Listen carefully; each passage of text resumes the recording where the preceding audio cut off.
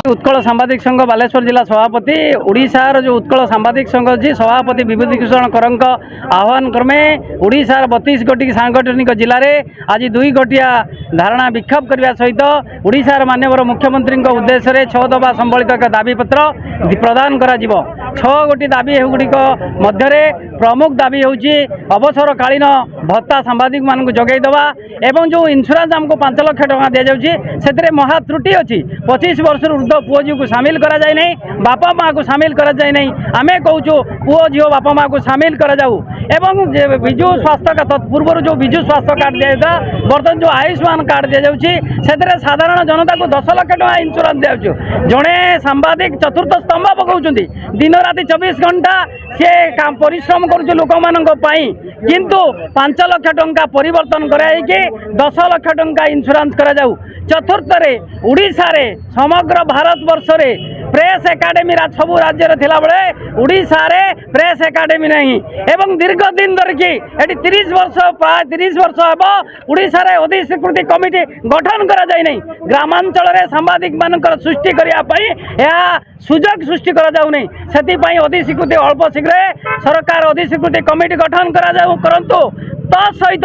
सबुठारु गुरुत्वपूर्ण दाबी होची सांबादिकटे कार्यकला बेले विभिन्न असुविधार सम्मुखीन होता है, विभिन्न माफिया विपदर सम्मुखीन होता है। तेणु 18 गोटी राज्य भली उड़ीसा रे सांबादिक सुरक्षा आईन करने आम संघ दाबी करुचु एवं बालेश्वर जिला तार दाबी को दोहराऊँगी एवं उड़ीसार मुख्यमंत्री उद्देश्य 6 दफा संबलित दाबीपत्र बालेश्वर जिलापाल जरिया हस्तांतर करा सांबादिक संघर राज्य सभापति विभूतिभूषण करंक नेतृत्व रे सारा राज्य रे सांबादिक मानक प्रति हेउथिबा वैमात्रिक मनोभाव विरुद्ध रे सारा राज्य रे धारणार निष्पत्ति निया जायछि। सेही निष्पत्ति क्रमे आज बालेश्वर जिलार जिलापाल कार्यालय सम्मुख रे आमे धारणार बसछु। एही धारणार सांबादिक मानकु जो भली भाव रे गत सरकार आ वर्तमान सरकार उभय मिलित भावे गत सरकार 25 वर्ष धरी उपेक्षा कले आउ ए सरकार 2.5 वर्ष धरी उपेक्षा करुचंती। ये जते बेले सरकार रे नथिले जते बेले विरोधी दल रे थिले जो कथा कहिथिले जो दाबी गुडी को पूरण करिया पई आमे सरकार को आसिले से दाबी गुडी को पूरण करियो बोली कहउतले किंतु आज से दाबी गुडी को पूरण करूनांती। कोठना कोठी सरकार बधे भाबुचंती जे आमे सरकार को आसी जाइछु आउ सांबादिकों को दाबी पूरण करवा किसी दरकार नहीं किंतु ये सरकार को मन रखा हेब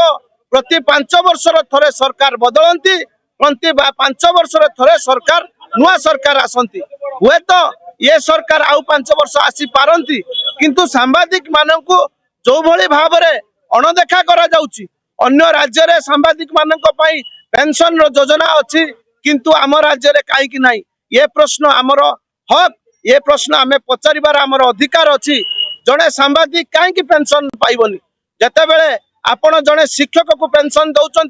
जते बेले 5 वर्ष मात्र 5 वर्ष निर्वाचित होइतिबा जड़े विधायक को पेंशन दौरान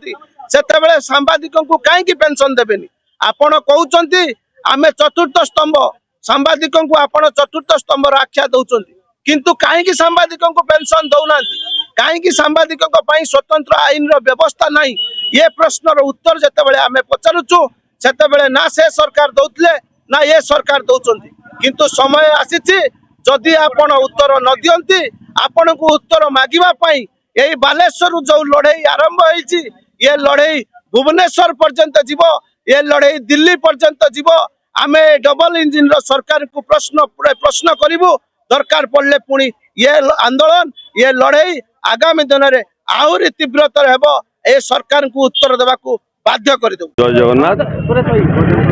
आज बालेश्वर जिला सभापति लोकनाथ दलई आह्वान रे आम राज्य सभापति विभूतिभूषण करंक निर्देश क्रमे जो डाकरा दिया गणधारणा 9 घटिका 11 घटिका पर्यंत आमर समस्त 12 गोटी ब्लॉक रू आसी समस्त बंधु आमर सांबादिक बंधु मानक मु धन्यवाद दूची अंशग्रहण कर बर्तमान आम जिलापाल को नहीं आम मेमोरांडम दबू आगु को ये धारणा एटा गला धारणा एटा ट्रेलर या फिल्म आरंभ हम आम राजरास्ता को जीवु आम दाबी ହାସଲ କରି ରହିବୁ ଏତିକି କହି ରହୁଛି ଧନ୍ୟବାଦ।